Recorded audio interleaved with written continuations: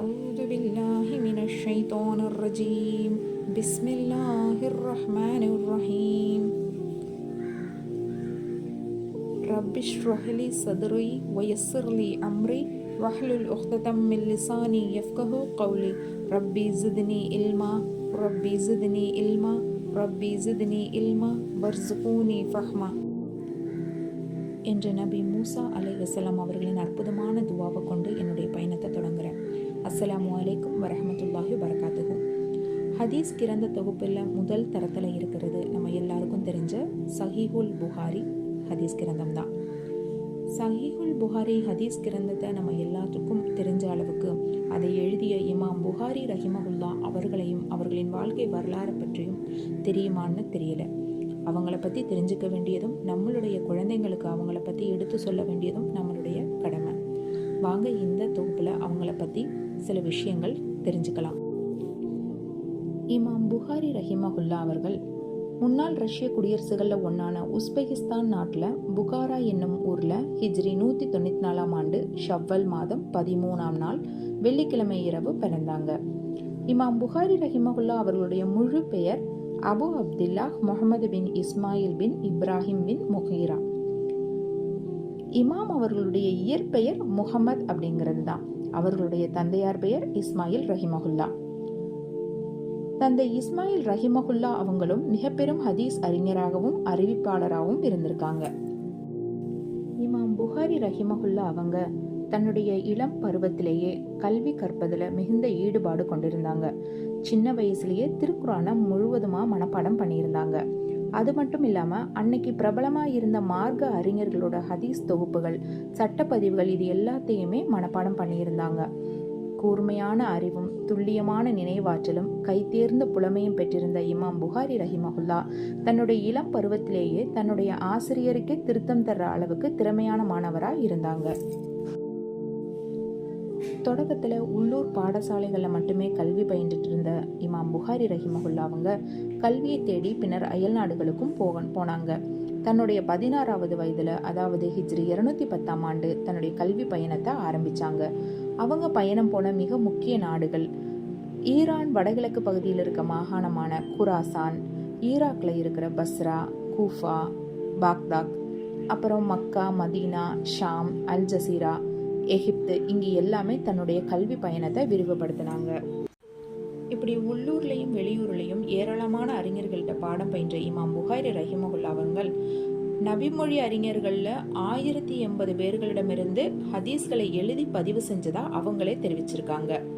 அவங்களுடைய ஆசிரியர்களில் மிக முக்கியமானவங்க அஹமது பின் ஹம்பல் ரஹிமஹுல்லா, இஸ்ஹாக் பின் மன்சூர் ரஹிமஹுல்லா, முகமது பின் சலாம் அல் பகைந்தி ரஹிமஹுல்லா, மக்கி பின் இப்ராஹிம் ரஹிமஹுல்லா, இன்னும் பல முக்கிய ஆசிரியர்கள் கிட்ட அவங்க பாடம் பயின்றிருக்காங்க.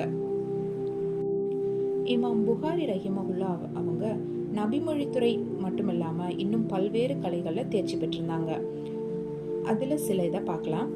நபிமொழியியல், திருக்குரான் விரிவுரையியல், மார்க்க சட்டவியல், வரலாறு, மொழியியல், நபி மொழிகளில் உள்ள மறைமுக குறைபாடுகளின் ஆய்வு, இப்படி பல கலைகளையும் அவங்க தேர்ச்சி பெற்றிருந்தாங்க.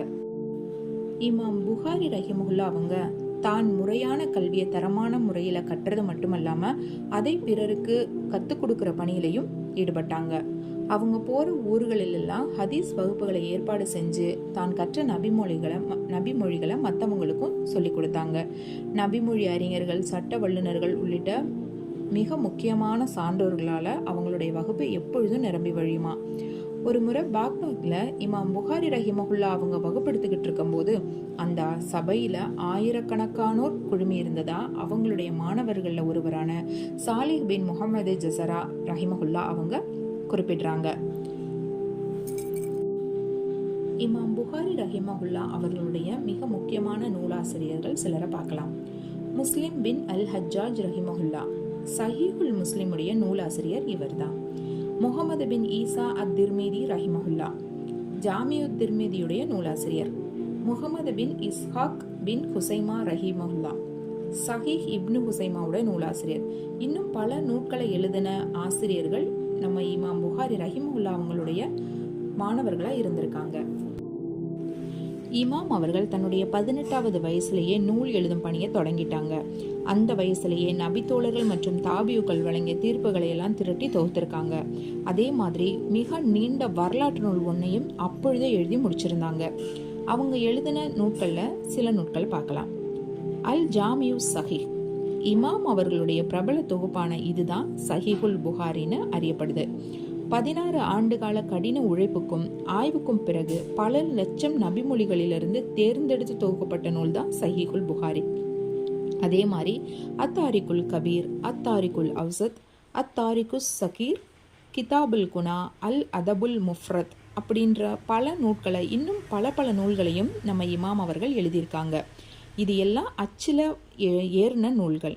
அதே மாதிரி இமாம் அவர்கள் எழுதிய பல நூல்கள் அச்சுக்கே வராமல் காணாமலும் போயிருக்குது. இமாம் புகாரி ரஹிமஹுல்லா அவர்களுடைய ஆசிரியர்களில் ஒருவரான குத்தைபா பின் சயீத் ரஹிமஹுல்லா அவங்க சொல்கிறாங்க, அறிஞர்கள், வழிபாட்டாளர்கள், உலக பற்றற்றவர்கள் என பலருடைய சபைகளில் நான் கலந்திருக்கேன். எனக்கு தெரிஞ்ச வரைக்கும் முகமது பின் இஸ்மாயில் அவர்களைப் போல வேறு யாரையுமே நான் பார்த்ததில்லை அப்படின்னு. அதே மாதிரி மஹமூது பின் அன்னல் ரஹிமஹுல்லா அவங்க சொல்கிறாங்க, நான் பஸ்ரா, கூஃபா, ஷாம், ஹிஜாஸ் ஆகிய பகுதிகளுக்கு போயிருக்கிறேன். அங்கெல்லாம் இமாம் புகாரி ரஹிமஹுல்லா அவர்களை பற்றி பேச்சு வரும்போது அங்குள்ள அறிஞர்கள் எல்லாருமே தம்மை விட இமாம் புகாரி ரஹிமஹுல்லா அவங்க தான் மிகவும் சிறப்பு வாய்ந்தவர்கள்னு கூறினதை நான் கேட்டிருக்கேன் அப்படின்னு சொன்னாங்க. இப்னு குசைமா ரஹிமஹுல்லா அவங்க சொல்கிறாங்க, வான்முகட்டிற்கு கீழே அல்லாஹ்வின் தூதர் ஸல்லல்லாஹு அலைஹி வஸல்லம் அவர்களின் பொன்மொழிகளை நன்கு அறிந்தவராகவும் அவற்றை நன்கு நினைவில் கொண்டவராகவும் முகமது பின் இஸ்மாயில் அவர்களை தவிர வேறு யாரையும் நான் கண்டதில்லை அப்படின்னு சொல்கிறாங்க. இமாம் புகாரி ரஹிமஹுல்லா அவங்க பல அறுபெரும் பணிகளை செஞ்சிட்டு இருந்ததுக்கு நடுவில் சில நேரங்களில் மார்க்கத்திற்காக சோதனைகள் சிலவற்றையும் அனுபவிச்சிருக்காங்க. தன்னுடைய இறுதி காலத்தில் புகாராவோட ஆட்சியாளரோட இமாம் அவங்களுக்கு ஒரு கருத்து வேறுபாடு ஏற்படுது. அந்த கருத்து வேறுபாடோட காரணமாக இமாம் அவங்கள அந்த ஆட்சியாளர் நாடு கடத்திடுறாரு. அதனால் இமாம் அவர்கள் சமர்கந்த் நகரத்தில் இருக்கிற ஒரு கிராமமான கர்தன்க் அப்படின்ற கிராமத்தில் அங்கிருந்து தன்னுடைய உறவினர்களோட வசித்து வந்தாங்க. அங்கே அவங்க ரொம்ப நாள் வசிக்கலை. ஹிஜ்ரி 256ஆம் ஆண்டு ஷவ்வல் மாதம் 1ஆம் நாள் சனிக்கிழமை இரவு, அதுவும் பெருநாள் இரவு, தன்னுடைய 62ஆம் வயதில் வபாத்தானாங்க. இன்னா லில்லாஹி வ இன்னா இலைஹி ராஜிஊன். இமாம் புகாரி ரஹிமஹுல்லா அவங்க இஸ்லாமிய மார்க்கத்திற்கு ஆற்றிய பணி மிக பெரியது. 16 ஆண்டுகால கடின உழைப்பில் சஹீஹுல் புகாரியை தொகுத்து நம்ம கையில் கொடுத்துருக்காங்க. நம்ம அதை நல்ல முறையில் உபயோகப்படுத்திக்கணும். ஆதாரபூர்வமான ஹதீஸ்களை படித்து அதை நம்ம வாழ்க்கையில் செயல்படுத்துறதன் மூலம் இறைவனுடைய அருளை பெறலாம். இன்ஷா அல்லாஹ் நம்ம எல்லாரும் இஸ்லாமிய வரலாறுகளை தெரிஞ்சுக்கிறதுக்கும் நம்மளுக்கு அடுத்து வர சந்ததிகளுக்கு அதை எத்தி வைக்கிறதுக்கும் எல்லாம் வல்ல அல்லாஹ் சுப்ஹானஹு வ தஆலா நம் எல்லாருக்கும் தௌஃபீக் செய்வானாக. வாஹிரு தாவானா வல்ஹம்துலில்லாஹி ரப்பில் ஆலமீன். அஸ்ஸலாமு அலைக்கும் வரஹ்மத்துல்லாஹி வபரகாத்துஹு. லேர்னிங் ஆஃப் ஹதீத் அப்படிங்கிற இந்த சேனல் மூலமாக இன்னும் அடுத்தடுத்து வர்ற வீடியோக்களில் பல ஹதீதுகளையும் நம்ம தெரிஞ்சுக்கலாம். இதை நீங்களும் சப்ஸ்கிரைப் பண்ணி உங்களுடைய உறவினர்களுக்கும் நண்பர்களுக்கும் ஷேர் பண்ணி சதகத்துல் ஜாரியால் இணைஞ்சுக்கோங்க. இன்ஷா அல்லாஹ். அஸ்ஸலாமு அலைக்கும் வரஹ்மத்துல்லாஹி வபரகாத்துஹு.